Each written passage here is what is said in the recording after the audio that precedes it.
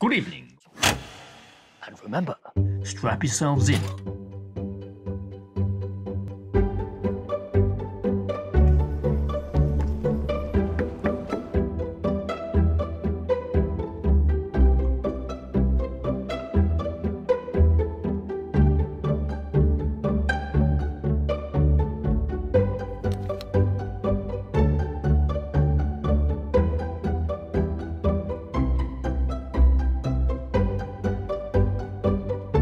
Soak it up. It'll soon be over.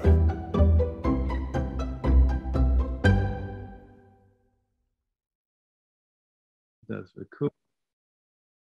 There you go. Okay. Obviously, you know me. I'm Jack from Revelation. I'm talking to Dean Kavanagh about his film, which obviously is part of our program this year. And we're just going to get some ideas about what informs the film, your creative process, and so on. I guess the first question I have is, where did the idea come from? Because it's a pretty unique idea for a film. I don't think I've ever seen anything like it in terms of narrative. I think the idea came from a story I wrote, I think about 5 years ago. And I just wanted to do something that was set, that was about someone making films the way I was making films, like largely very improvised. And that they had a series of problems. Like they had a worst case scenario. You know, they were trying to use cinema as a kind of therapy, and they were trying to resolve a kind of cold case at the same time. And then they're also beset with a lot of personal, physical, mental problems, like long-term memory loss, and then the inability to be able to speak. So like it's a worst case scenario. So it's never about, it was a very, I suppose, like pessimistic short story, but it was, and at the worst, maybe a tiny bit nihilistic, but you're never laughing at the character. You're just laughing at the situations that they're in. And I don't know why, I have no idea why I wrote it. I don't really remember, but I remember thinking that I wanted to make a film. I wanted to not make films in a very improvised way anymore. I kind of got very dissatisfied with that over a kind of a long period of time.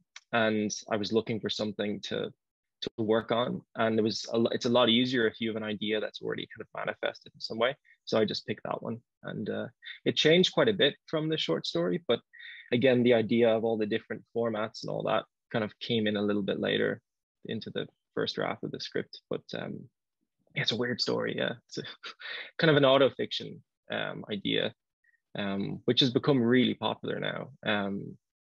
And that kind of ideas like around hauntology and stuff like that are really popular now. People walking around with T-shirts that say hauntology on it. It's like,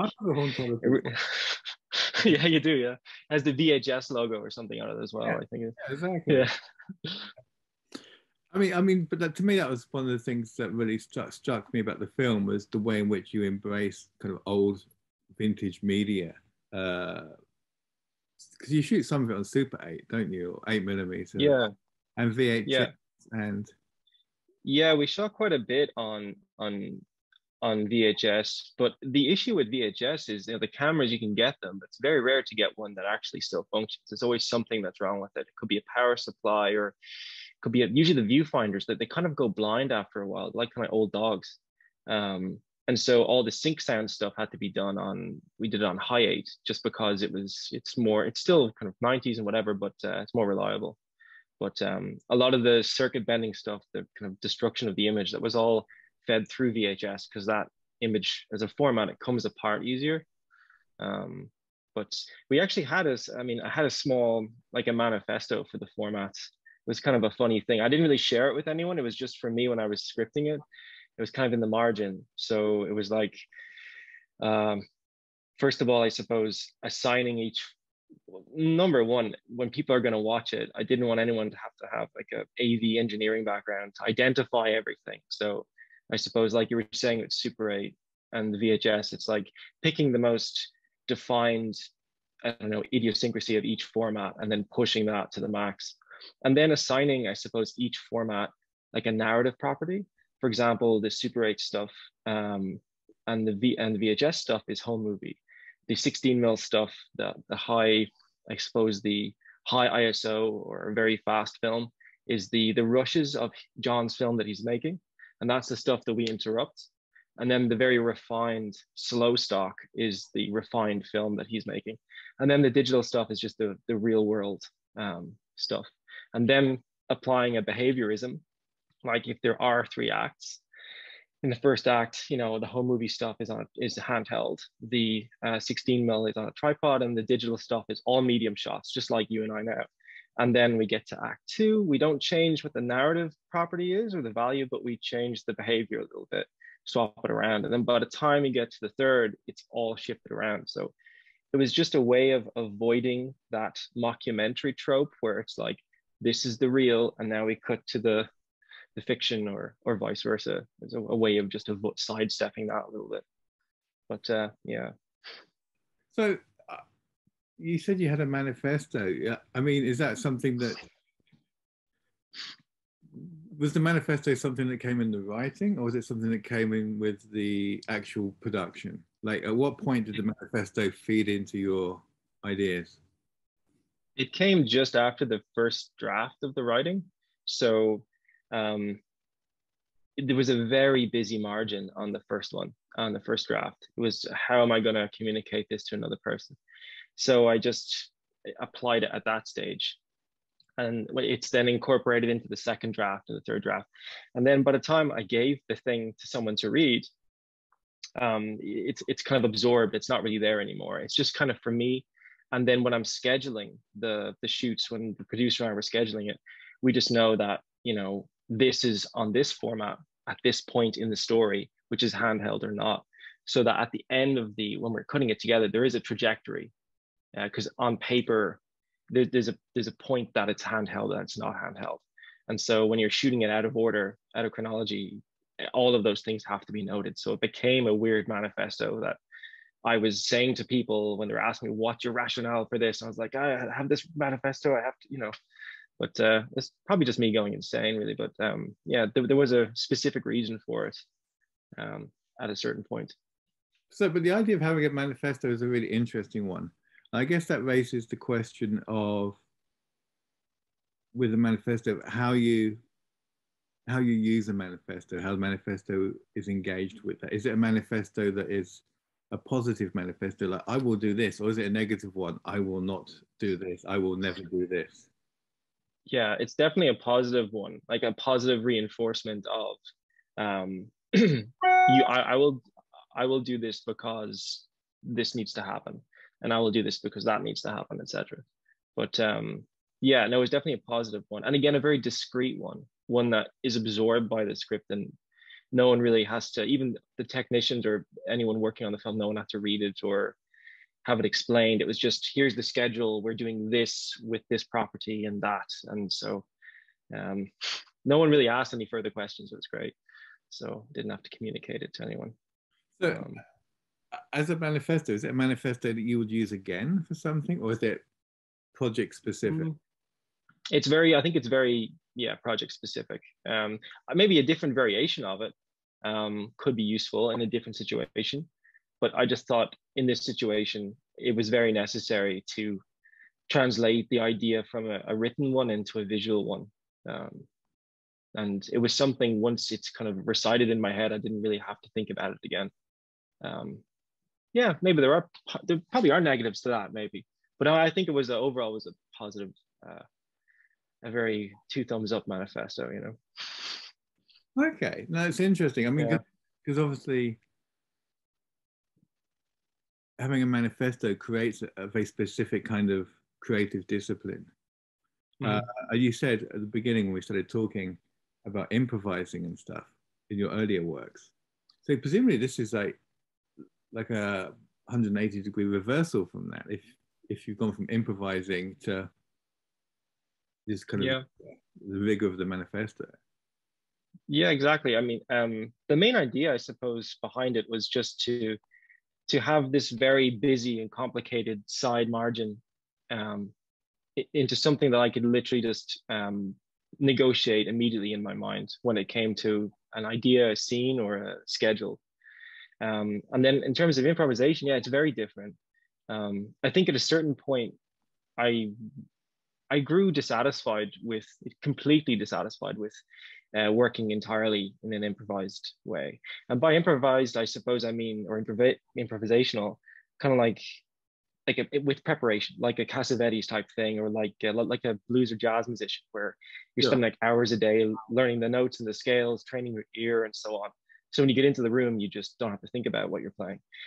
But ultimately, I think in a situation like that, in an improvised situation, the concept you have at the beginning, it's very rare that it will survive the production pipeline of an improv shoot and a reactionary edit.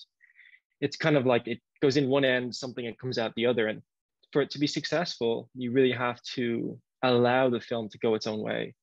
And that can be very liberating.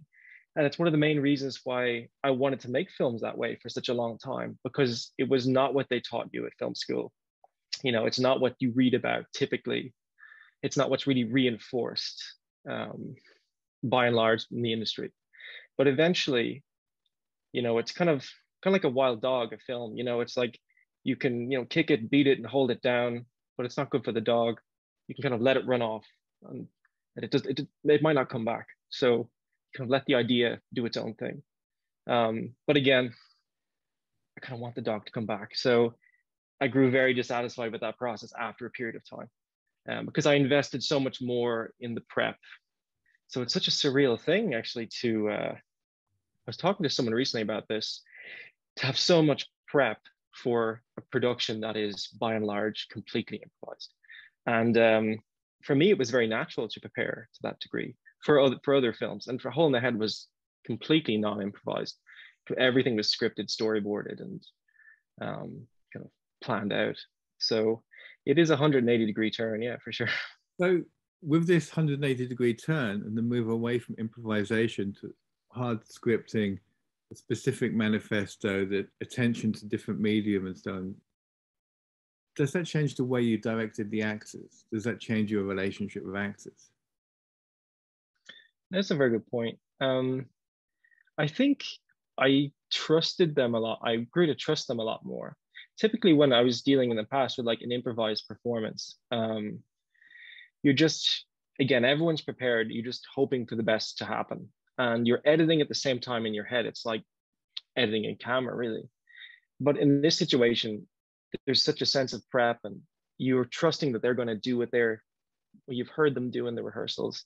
And it leads on from that, and eventually get to a comfortable point where their performance can surprise you quite a bit. I mean, there's a great Alain Robbe-Grillet interview where I think he talks about The Man Who Lies, and the actor Trintignant, and he was saying, about improvisation. I think he said something like, we would record. Jean would want to do something, off page, and we'd record it, maybe just an audio tape or something like this. Then Robbe-Grillet would go home, he'd listen to it, and then he would be, oh my God, this idea is great, this idea is really interesting. Then he would re-script it entirely, and then the next day he'd come in prepared with this new scene based on a recorded improv, and they'd go from there. And I'd be a little bit similar to that, where a lot of it's on paper, and really there would be some moments where something can naturally evolve and you just want to follow that through. But and sometimes, maybe the actor will want to do it a different way, or maybe, look, the main thing is we were trying to avoid comedy the whole time. We wanted it to be as straight as possible so that it would be really humorous if that was a natural thing for it to occur. And so maybe rather than reading a line or giving a line the way it's written, there'd be a take where it's like, okay, let's do this line a different way, like you're really upset, or something like this. So there'd be lots of back and forth to that degree. But by and large, yeah, it was about workshopping and listening to the actors, and it was great fun, actually, because we're kind of living together for most of it because of the pandemic and everything, and it was very surreal. I mean, but again, the surreality of the whole thing was really useful, because we were doing some really weird things. I mean, we had these actors coming in from like the UK, and then another coming from the part of Ireland, and they're all in this big house for one of the big shoots. And I'm saying, oh Jesus, look at those COVID numbers, and then I'm bringing in this 6 foot anatomically detailed doll into the room. Is look at the COVID numbers are dreadful, they're dreadful, and then just bringing this in. It's like, oh, there's a giant dummy there. Okay, so it was just a really interesting way of deflecting from the absolute insanity of some of the things that we were doing. Yeah, maybe unsuccessfully. Were they actors you'd worked with before? I'd worked with John Curran before. John is the lead. Yeah. I'd worked with John Allen before. He would have been a friend for a long time. Same as John Curran from college. And then James Devereaux, I'd known at the time for around 7 years through just seeing his films. And I think we met 7 years ago or something in Hackney at one point in London. And Lynette, who plays Helen, or John's mother, or the actor who plays John's mother, we'd never met, but I was aware of her stuff just through film festivals and stuff like that. So it was strange. The most important thing is everyone was really nice. And because you're locked up with them, you just don't want to have, problematic personalities or anything. But, and again, that's something you really can't tell from Zoom, like right now. But you can't get it's difficult to get a vibe if you're reading lines or have a bunch of people in a Zoom call. It's quite difficult. With the promise that you're going to live with them for a while. It's a weird, strange thing I don't recommend, but it all worked out anyway. Would you all have been staying together if it wasn't for COVID? I think that's probably, yeah. I think we would have probably had a secondary accommodation maybe. But I think the COVID situation reinforced the setting all the more. It really morphed it into more of a chamber piece. But I probably wouldn't have had the whole crew and everyone staying in the one building. But yeah, I don't know. Maybe I wouldn't have changed any. If I had to go back now, I think I would have kept it the way it was. But yeah, to a certain degree. Okay, I want to go back to the actual shoot and your use of different mediums. And there's a couple of kind of pragmatic questions I had. First one is, when you were shooting and you were scripting about these different mediums you were going to be shooting on, to what extent did the existence of those mediums influence the script, and to what extent did your script influence the choice of mediums? Like, was there a point where you found a secondhand Super 8 camera and thought, right, this is a new camera, I'm going to write a scene for this camera? No, it was all very it was all very much in the script. Like, the first read is really painful. You've got your log line and you've got, the format written directly under it. I've worked with a lot of formats, since I started making films, really the videotape mostly. And I actually work in conjunction with a film archive. So I'm really interested forensically in lots of different image making technologies. And so when it came to write a story where that would fit in, it was just second nature, I suppose, to a degree. So it was all there before. Acquiring the cameras was because the script said it needed this camera. In fact, I didn't have a lot of them. One of the main issues we had was getting props, cameras that could be functional on screen as props, but also, actually function to capture the material. Because I wanted everything to be shot simultaneously, for production budget reasons, and just for, I wanted multiple cameras rolling at once. So yeah, one or two. So to say, so you having multiple cameras go at once, was that so you had enough coverage in case one of the Super 8 cameras screwed up, you'd have a second Super 8 camera recording?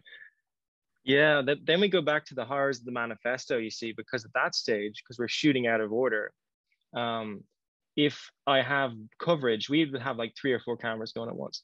But I can't just swap to, for example, the 16mm camera in this one, or the Super 8 camera in this one scene, because it's handheld and not on sticks. So it would disrupt the whole trajectory of the flow of the formats throughout the film. So it actually became a point of complete waste, where I'd shot quite a lot that I couldn't use, which is actually great because it really limited what I could actually use when cutting it together. But yeah, there's a lot of really interesting different angles and different vibes from the other formats. But yeah, it was a kind of a double-edged sword, really. So I want to talk about the edit. When you started putting the whole film together, how did you go about it? Did you digitize everything, or did you edit the Super 8 stuff and then digitize it, or what was the process? It was different for different formats. So, for example, the second we finished all the 16, that was shipped off for process and scan. And then the Super 8 stuff was shipped for processing, but then shipped back. And some of the Super 8 stuff was actually cut using just like a splicer and a viewer, because there are certain things that I wanted it to be I wanted it to be a tactile experience, making it as much as possible. And then certain parts of it were kind of bleached out or scratched out. Then those sections were sent back for scan again, which was really confusing to the lab. Some of it, they were just, and sometimes the damage was so much that they kind of refused to, well, they did in the end, but and then, of course, we did some other stuff using like a phytogram process, the photochemistry with like plants, grasses, and so on. And that was done just using kitchen sink chemicals and daylight or photosensitive, developer and so on, stuff that we had. And then we were this is when we couldn't, in Ireland, we couldn't leave, beyond 4 kilometers of our house at some point. We were right near a park. So the idea was like, oh, we'll just use flowers then. But so in that case, you're doing this big process. The whole apartment is just all this film everywhere with plants all over it and ants everywhere and insects. And then eventually it sent off to the lab, and they received this very commercial lab. They were very friendly. They were just like, what is this? Do we have to wash it like again? It's like, no, it's perfectly fine. Please just, scan it. And we didn't even want some of it processed because we liked how it looked. In the end, I actually went for the process stuff, but they were like, well, you don't want to process, you don't want to scan it without it being processed. Lots of really strange kind of conversations. But yeah, a lot of it was done. Some of the 16 mil splicing was done on Steenbeck as well, very manual. Again, because we had the time to do that, I don't think I could have justified that outside of the COVID situation. But I'm glad we did have that time. So it was, yeah, it all informed the project in some way. So where did you go about finding a Steenbeck in Dublin in the middle of COVID? See, I work in relation to an archive, and they have several. So yeah. So I was very lucky to have access to that, and so I would kind of sneak in, on a day where I had to do something else, and then I would just go down and get the usual permission, and then I just sit down and do it. But it was great, no one's in the building. It's just completely quiet for a few hours, just alone with the machines, and it was very good. It was the same with a lot of the tech, actually. A lot of time really trying to represent what the formats look like digitally, because you see it on Netflix or on any Amazon or any kind of these kind of productions where even on our phones, there's like a VHS filter or something. But to really get the look of the way it would have looked if you're looking at it on a tube TV or CRT monitor, to really try and go through extra lengths to preserve how it would look, was something that, again, kind of wanted to do, kind of forensically wanted to do. So there is a level of detail there that probably most people won't catch, but I kind of wanted it to be, if I was going to use the formats, I wanted to do it properly. But yeah, it was kind of painstaking. As a filmmaker, I mean, obviously you wrote the film, you directed the film, you edited the whole film as well. Yeah. So yeah. I usually do that. What makes mostly out of why do you do, what makes you choose to do everything? I don't actually have a good answer to that. I think mainly it's because down to means, really. Because I mean, I would love to work, and I'm sure I will. Maybe if there's another project, I'd love to work with a cinematographer. Like I'm a trained cinematographer. That's something I specialized in when I was finishing college, and it led to subsequent work after college. But purely because to graduate as a director just meant nothing. Like to me, anyway, I didn't know what do I do? But to graduate with a skill was interesting because then I could get other work. And then when it came to editing, it was purely because I could do that work from a stationary situation like this.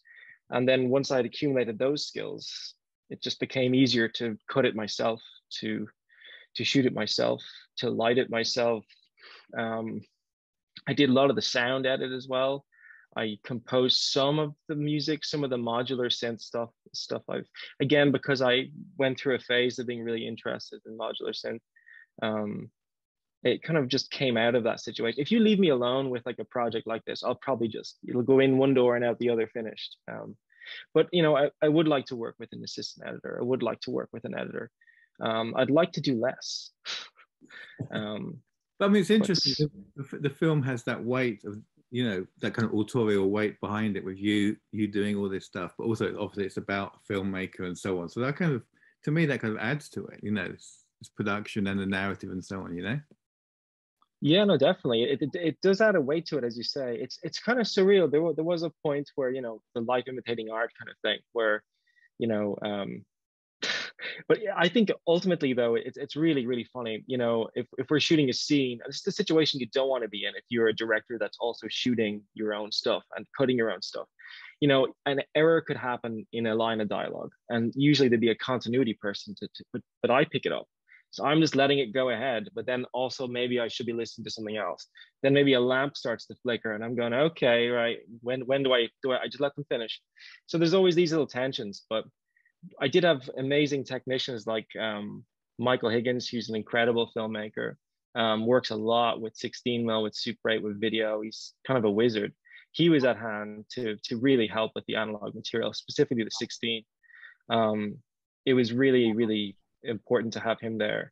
So a lot of that burden was kind of lifted. And then working with Anya Mahler, who I've collaborated with before as well, just the scheduling, everything there's always someone to take a little bit of the pressure off. But yeah, it is imprinted or bruised with the idea that it is I who is splicing it and potentially slightly composing it and, you know, shooting it and lighting it and stuff. But as you say, it does seem to feed into itself in many ways. I think it does. So one last question. Do you feel you're part of like a group of filmmakers? Do you feel kinship with other filmmakers within Dublin or Ireland who are, you know, work with you or collaborate or help you out, you know? Or do you feel you're working kind of distance from everyone? I think I've always been working very, I used to say, alone. And you're always looking to meet other people who share similar values. But ultimately, the kind of films that I was always interested in were kind of contradictory. You know, like interested in both more experimental, for lack of a better phrase, and both narrative, for lack of a better phrase. And so I kind of find myself being surrounded by a lot of people from both sides. And when it comes to technical capacity, it's very helpful. And likewise, offer my skills and they offer theirs. But as being a kind of community, I'm not entirely sure if there is one. Specifically, it's very fragmented. I think also the way in which the financial support and the grants work in Ireland, it's great to have that support, but it's such a small place with a lot of people. Everyone's kind of vying for the one kind of thing. So that I found personally that is something I kind of saw and recognized. I think if there were a lot more opportunities, maybe there could be more of a scene in Dublin and beyond, perhaps. Again, it's not just in terms of people getting together or the financial infrastructure behind supporting the arts, but it's more the whole economy of it. More space. We were talking about this at the beginning. It's more access to more spaces, to more, you know, warehouses and buildings.